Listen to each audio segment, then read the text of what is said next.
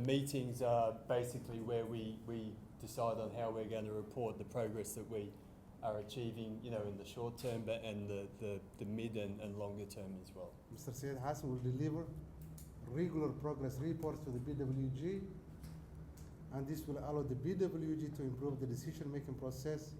It is clear that the development of professional police establishment will be an ongoing process that requires a high degree of planning, coordination, and implementation to ensure that police operating under the most challenging circumstances are able to provide quality police service.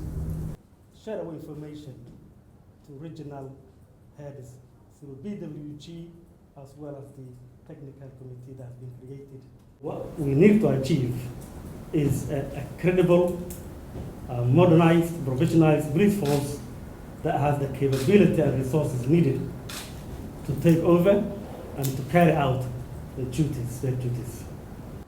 These terms of reference were approved by the Commissioner of Police. So that we get the best benefit from it, because all of you, I understand that you are really here to... I pay my regards once again to the Somali Police. It's clear that there is a lot of commitment here in this room to improve and strengthen the exchange of information between our different agencies and with the police. Some support in order to achieve what we had been doing. Police Project Coordination Cell is most important because we will know what is going on in every other department, and we shall be able to inform ourselves what goes on in the various departments. So whatever profile was supposed to be given to us should suit or meet the needs of the Somali Police Force. The Somali Police Force has been lost for quite some time, not knowing what is going on. By the adoption of the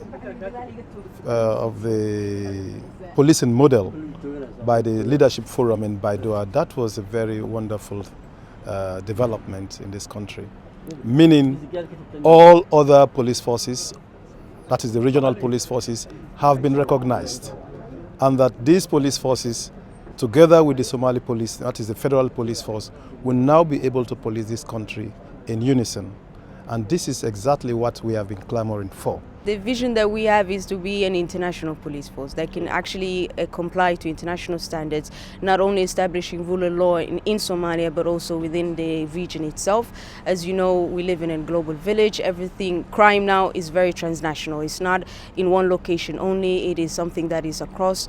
And we envision our police force to be strong enough to not only take care of Somali security, but also be able to assist in establishing regional security.